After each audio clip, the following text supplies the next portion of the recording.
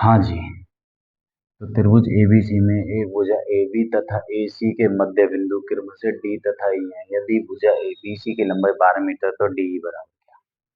तो हम एक त्रिभुज बनाते हैं, ये इस प्रकार,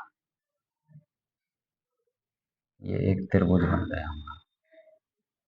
तो इसमें ये हो गया A, B और C, त्रिभुज एबीसी में AB तथा AC के मध्य बिंदु, AB के मध्य बिंदु ये हैं इस प्रकार, AB के मध्य बिंदु D और AC के मध्य बिंदु E है।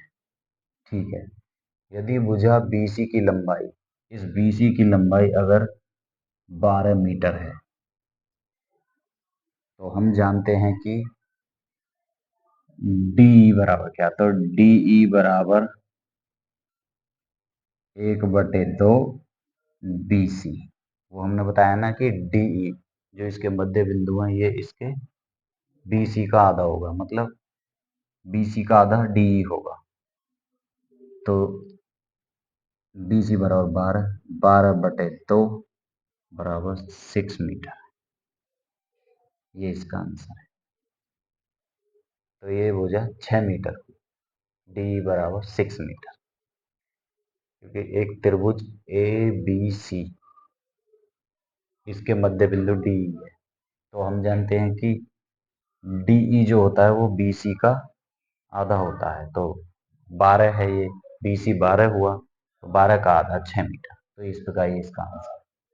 और इसी प्रकार एक यही है, यदि त्रिभुज ABC, हम एक त्रिभुज बनाते हैं इसमें, यदि एक त्रिभुज ABC, हमने एक ये त्रिभुज खींच दिया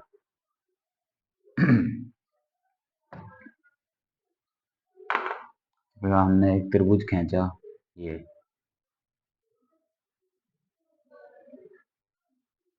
ABC, और ये हो गया A, B और C। ठीक है, एक त्रिभुज खींच दिया ABC।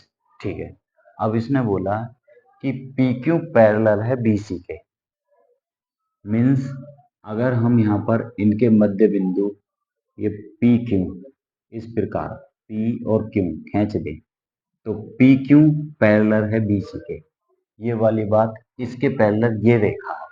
ठीक है, तथा यदि AP 9 मीटर है, ये AP 9 मीटर है, तो AB बताइए। तो हम जानते हैं कि BC बराबर 2PQ, ये BC बराबर है 2PQ, ये BC इसका दूना है। तो इस प्रकार यदि हम जानते हैं कि इसमें हम लिखते हैं एक कि जो P है वो AB का मध्य बिंदु, जो P है ना ये AB का मध्य बिंदु, ठीक है, मध्य बिंदु। और इसी प्रकार जो Q है वो AC का मध्य बिंदु, जो P है वो AB का मध्य बिंदु और जो Q है वो AC का मध्य बिंदु। और यदि हम जानते हैं कि यदि AP 9 मीटर है तो जाहिर सी बात है PB भी 9 मीटर होगा, जब ये इसका हाफ है तो ये भी 9 मीटर ही होगा, P भी 9 मीटर होगा। और हम जानते हैं कि जब ये है तो ये यहाँ से यहाँ तक की दूरी पूछी गई, तो AB बराबर AP plus BP, AP plus PB, तो ये हो गया AP कितना है 9 प्लस 9 बराबर 18 मीटर, ये इसका आंसर है।